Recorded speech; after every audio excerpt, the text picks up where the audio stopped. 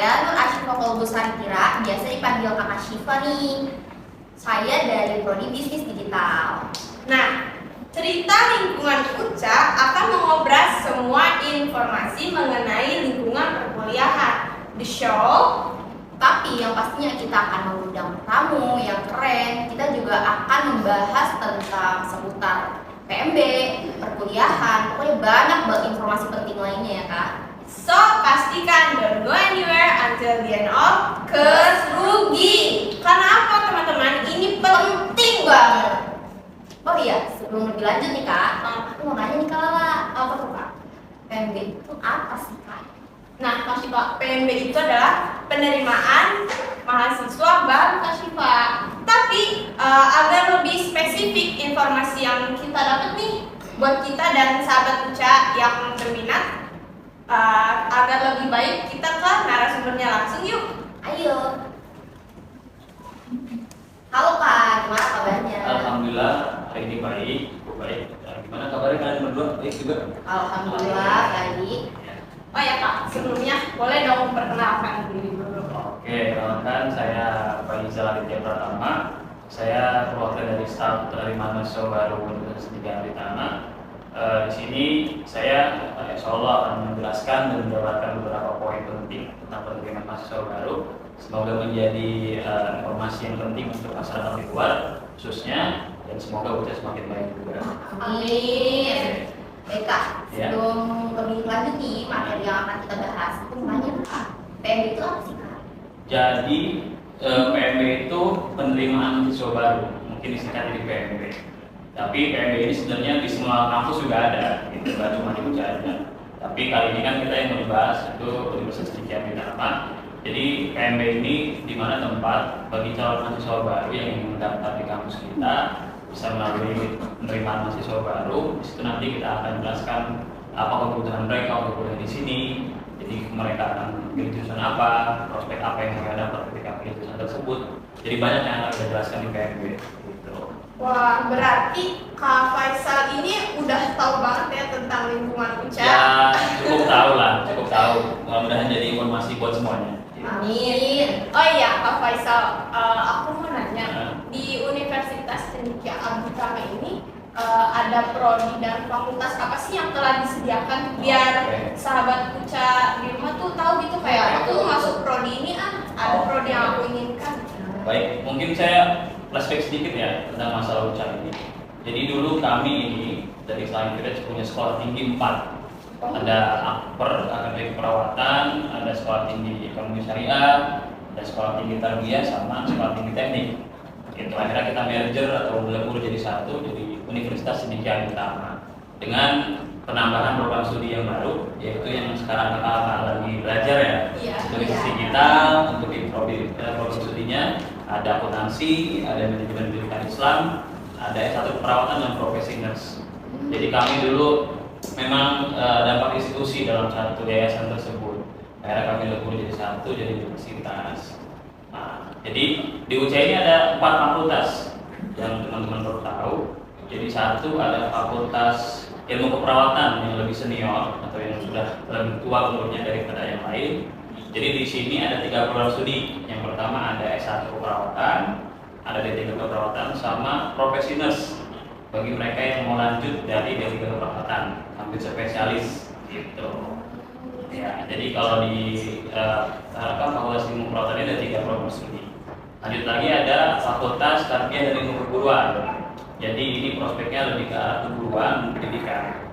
Jadi di sini ada 3 program studi. Satu ada pendidikan agama Islam, terus ada pendidikan Islam anak usia dini (PAUD), dan yang terakhir program studi baru tadi yang saya jelasin ada manajemen pendidikan Islam. Gitu. Jadi ini yang mau ke arah keguruan, yang mungkin suka ngajar, nah bisa masuk ke fakultas ini. Gitu. Banyak juga ya. Alhamdulillah untuk tarbiyah sekarang cukup lumayan banyak, sampai 3 kelas. Wow. Jadi ada 3 shift untuk yang di tarbiyah sendiri. Lanjut lagi ada fakultas ekonomi dan bisnis Islam. Nah ini ada dulunya 2, hanya perbankan dan ekonomi syariah saja. Akhirnya nambah jadi 2 program studi, jadi ada akuntansi sama bisnis digital.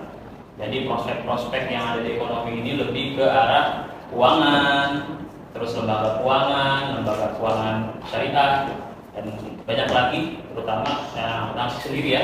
Akuntansi ini banyak ke pelaporan. Gitu. Kalau di sisi kita mungkin ke arah bisnis yang tentang masalah e-commerce dan sebagainya. Oh iya Kak, aku mau nanya nih. Katanya akuntansi dan bisnis digital itu kan baru ya. Itu dia barunya dari berapa gitu? Oh, kalau untuk barunya itu mungkin sekarang udah 2 tahun berjalan. Gitu kan dulu karena masih pandemi, jadi belum terlalu terangkat program studi ini. Akhirnya sekarang udah berjalan dengan normal, akhirnya akuntansi dan bisnis digital ini agak naik gitu. Jurusannya favorit sekarang. Jadi lagi yang terakhir ada Fakultas Teknik. Nah, di sini ada 2 program studi. Yang pertama ada Teknik Informatika, sama ada Teknik Elektro. Nah, 2 prodi ini lebih ke arah masalah perangkat lunak atau robotika dan sebagainya.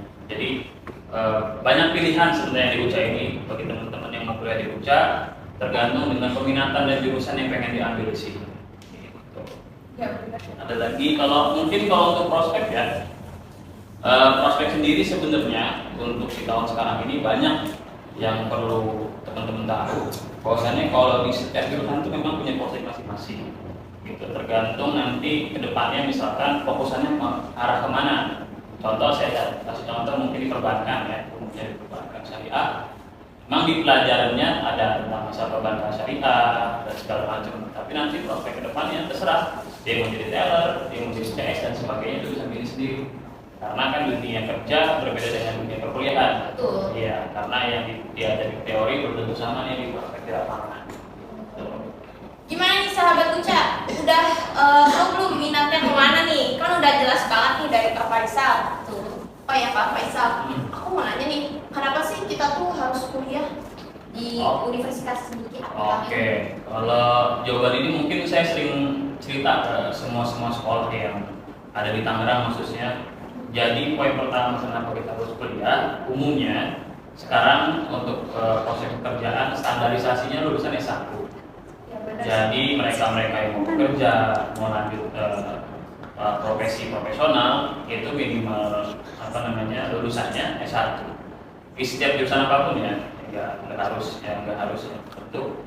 Jadi dia minimal S1. Jadi mau nggak mau kita harus kuliah. Di situ kita dapat banyak lebih link yang lebih luas, maksudnya pergaulan yang lebih luas daripada sebelumnya di sekolah.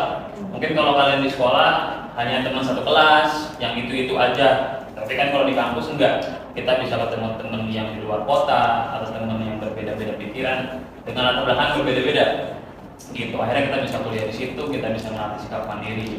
Nah, yang terakhir, kenapa kita harus kuliah di UCA? Jadi kalau di UCA ini sebenarnya sistemnya kita fleksibel untuk masalah perkuliahannya. Waktunya bisa milih kalau misalkan mereka yang bekerja sambil mau kuliah gitu, atau kelas karyawan lah bahasa sekarangnya.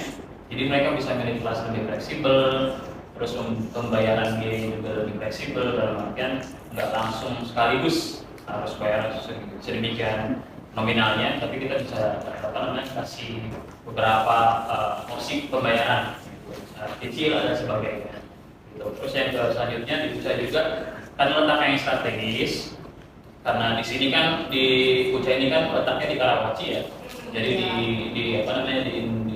dijepit oleh beberapa pusat keramaian seperti mall, rumah sakit dan sebagainya yang bisa menjadi tempat khusus untuk mendukung mahasiswa belajar.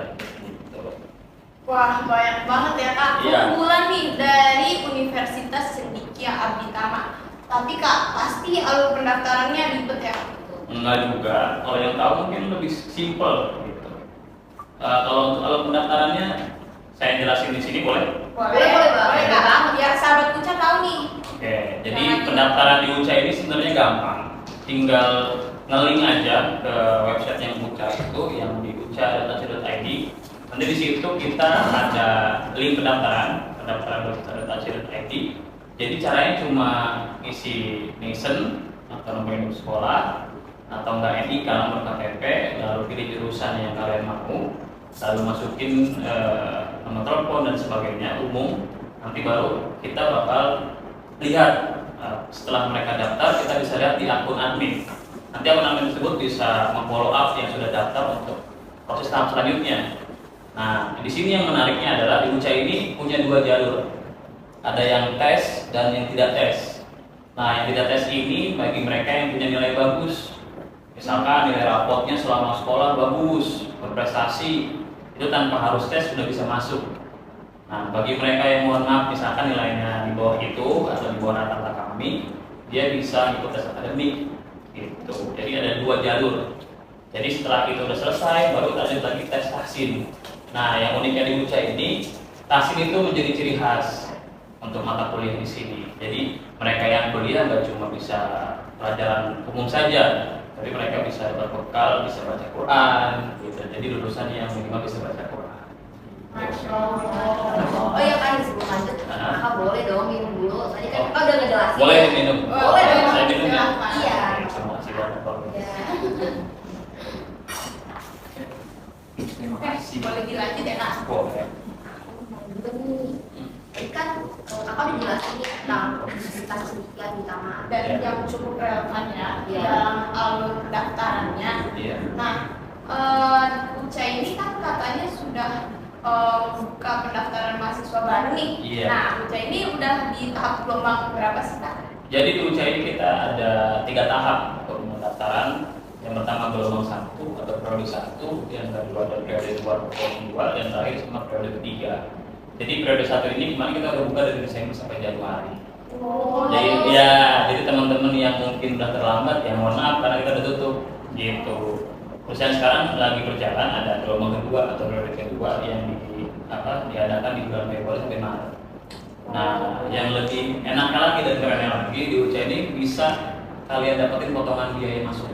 Nah, itu keuntungannya ya, Kak? Iya. Tapi keuntungannya. Keuntungannya kalau kalian tadi kemarin nih yang telat masuk, ya kita di gelombang 1 ada potongan biaya uang masuk sebesar 75%. 75%. Wah, 75% loh, guys. 75%. Gede kan? Iya, Ya, gede. makanya rugi bagi teman-teman yang telat masuk di UCA. Karena untuk tahap selanjutnya mungkin potongannya nggak sebesar yang sebelumnya. Jadi untuk yang di UCA yang sekarang sedang berjalan itu potongannya cuma 60%. Oh iya, Kak, maaf. Aku mau nanya. Kan pasti ada yang lewat beasiswa sama ada yang lewat reguler gitu Iya. kan yang biasa.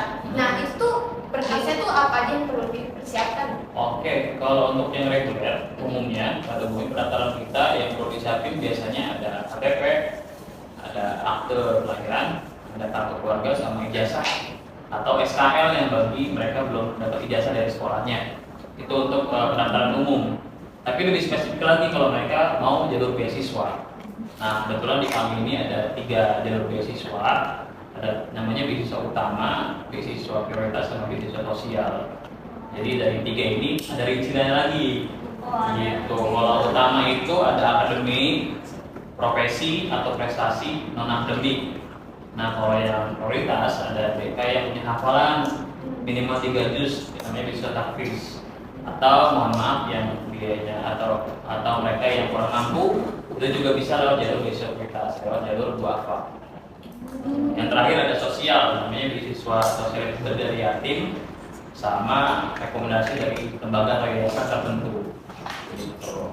Baik, Kak. Itu yang tadi itu kan terakhir ya. Aku mau nanya nih, ini yang pertanyaan terakhir. Trilogi dari UCA nih ada apa aja sih? Trilogi UCA itu ada pertama ada trilogi Saifred pertama ya Al-Hakul Karimah. Ya, Al-Hakul Karimah yang pertama. Jadi kita di sini wajib menerapkan hal itu karena di setiap pelajaran untuk mahasiswa baru namanya ada pelajaran Al-Izzah Al-Islamiyah. Iya. Betul ya. Ya, jadi itu trilogi Saifred yang diterapkan ke mahasiswa. Yang pertama mereka Al-Hakul Karimah, terus yang kedua mereka harus disiplin. Yang terakhir mereka harus berperilaku baik, gitu. Jadi mereka yang ada di sini nggak cuma dapat pelajaran umumnya aja yang tadi saya jelasin, ada agama, ada trilogi Saifred yang bisa jadi pegangan untuk mahasiswa berperilaku baik, disiplin, atau bisa jadi diri yang lebih baik daripada sebelumnya. Gitu. Oke, baik. Kak Faisal, terima kasih banyak ya. Sama-sama. Ini informasinya Iya. penting banget ini, rugi kalau nggak nonton. Oh iya, buat teman-teman nih yang bingung mau kuliah di mana dan berminat masuk Universitas Cendekia Abditama, bisa banget nih klik link in bio dan jangan lupa follow akun @uca.info supaya nggak ketinggalan info lainnya ya. Oke, finally I'm Lala and my partner Syifa, has to send on all of you guys. kita ketemu lagi Di podcast berikutnya. Tentu saja dengan narasumber yang tidak kalah keren dan materi-materi yang tidak kalah kerennya juga nih Kak. Oke, untuk itu kita bersama-sama untuk mengucapkan alhamdulillah. Alhamdulillahirobbilalamin. Thank you for your appreciation and Your attention. Finally, assalamualaikum.